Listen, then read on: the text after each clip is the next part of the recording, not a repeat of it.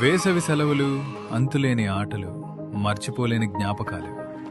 కానీ ఈ సందడి వెనుక మనం గమనించని ఒక నిశ్శబ్ద మృత్యువు పొంచి ఉంది. పిల్లలు మైదానంలో క్రికెట్ ఆడుతున్నప్పుడు బంతి పొరపాటున ఆ విద్యుత్ ట్రాన్స్ఫార్మర్ దగ్గర పడవచ్చు. ఆ బంతిని తెచ్చే తొందరలో ఆ చిన్నారి చేతులు లైవ్ వైర్లను తాకవచ్చు.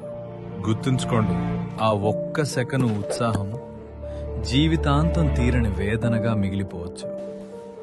ఇక డాబాలపైన గాలిపటాలు ఎగరేసేటప్పుడు దారం కరెంటు తీగలకు చిక్కుకోవచ్చు. ఆ గాలిపటాన్ని తీయడానికి పిల్లలు పొరపాటున ఇనుప చువ్వలను గాని తడి కర్రలను గాని వాడితే ఆ తీగల్లో ప్రవహించే వేల వోల్టుల విద్యుత్తు వారి ప్రాణాలను నిలువునా హరిస్తుంది. విద్యుత్తు ఎప్పుడు రెండో అవకాశం ఇవ్వదు.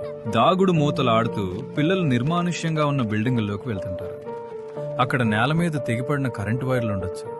కనీసం చెప్పులు కూడా లేకుండా ఆడుకునే ఆ పసిపాదాలు తెలియక ఆ తీగలపై అడుగు వేస్తే ఆ ఒక్క అడుగు వారి జీవితంలో ఆఖరి అడుగు కావచ్చు. పిల్లలకు భయం తెలియదు, కానీ మనకు బాధ్యత తెలుసు. విద్యుత్తు శక్తివంతమైనది, దాన్ని గౌరవించండి. మీ పిల్లలకి ఈ ప్రమాదాల గురించి ఈ రోజే వివరించండి. ముందు జాగ్రత్తే మన ప్రాణాలకు రక్ష. సురక్షితంగా ఉండండి, మీ కుటుంబాన్ని కాపాడుకోండి. ప్రజా ప్రయోజనార్థం ఏపీ